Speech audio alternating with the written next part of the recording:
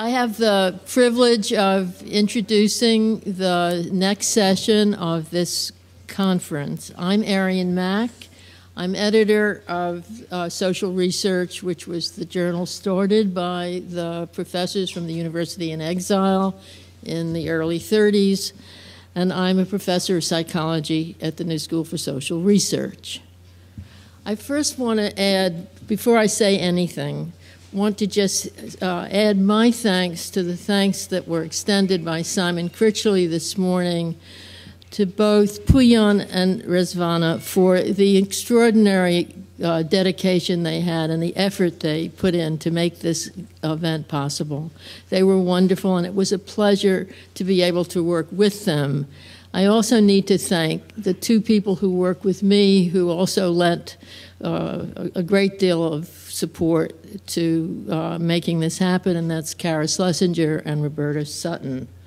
So thank you to all of them, and then, of course, to all the speakers and everybody else who's worked to make this a success. My only role here this afternoon is because I'm a friend of Kian Tajbash, and I'm really grateful to the organizers of this conference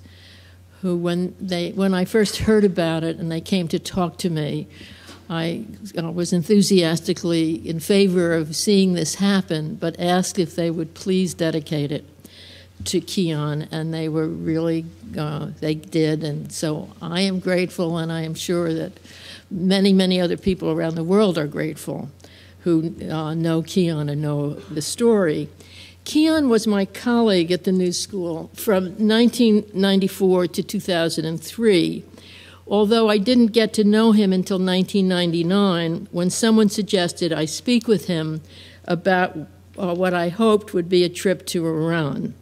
I was working then on trying to extend our journal donation project to Iran, a project that provides scholarly English language journals in many, many different fields to university libraries in places which, for either economic or political, or very often both, reasons are unable to get them on their own. By trying to bring the project to universities in Iran, we and the we here very much included Kian, hoped to begin to create a bond, a collegial bond between our faculty, our university, and universities in Iran. That first meeting with Kian, which was about trying to do this, led to others and to our becoming and remaining friends, a friendship that was solidified by my own enthusiasm for Iran, engendered by my trip there in 2000, which Kian helped make more interesting because I got to meet all kinds of people in Iran, partly through Kian and partly through others,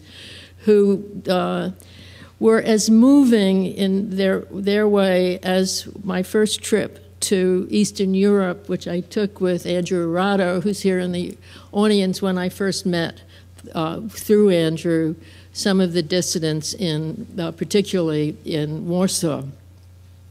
So it was a memorable trip for me, and you couldn't know Kian without knowing his really deep devotion to Iran, which is, of course, why he chose to leave the New School where he could have stayed and to live and work in Iran, where he hoped his research on cities would be of real use to the society.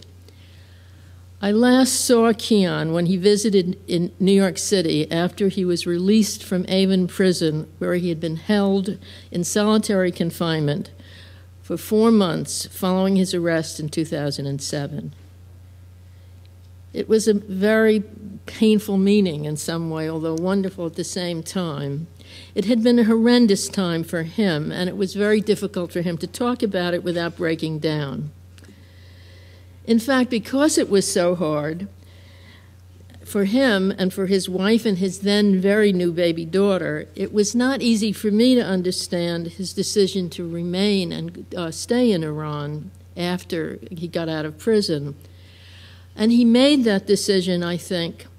to go back and to stay, knowing what the risks were, and determined to try to do his scholarly work, but do it in a way that no one would think he was involved in political subversion. In fact, I believe Keon did not even vote in the last election. Nevertheless, as I'm sure many of you know, the security guards arrived at his home on July 9th, that is this past July, and took him away from his wife, his child, and eventually, not immediately because no one knew where he was for a while, to Avon Prison in Tehran, where he's been for the past 7 months, during which time he was not only for a very long time in solitary, but he was forced to appear in several staged show trials of the kind we were familiar with during the Soviet regime. Keon is an important and highly respected urban sociologist or political scientist, one that Iran should prize, not persecute, should aid in his research rather than hold him in prison. But that's not how the Ahmadinejad regime works. Those of you who were here this morning heard the news that Keon's sentence has been reduced from 15 to 5 years, which is good news, but it's not nearly good enough. A day in prison would probably be too much for many of us, and he's already spent 11 months in prison. I'm also relieved to be able to tell you that Keon is no longer in solitary confinement and has obtained certain cherished privileges, like being able to regularly see or at least speak with his wife, daughter, and mother, but he is still in prison. The really bad news is Keon is only one of the thousands who have been arrested since the election, and this number only grows larger every day. He is only one of the people who have been arrested, imprisoned, tortured, and there have been many murdered, for simply speaking out. And by dedicating this conference today to Keon, I think we symbolically wish to dedicate it to all the many brave souls in Iran who have risked their lives for what matters to them, a more democratic Iran.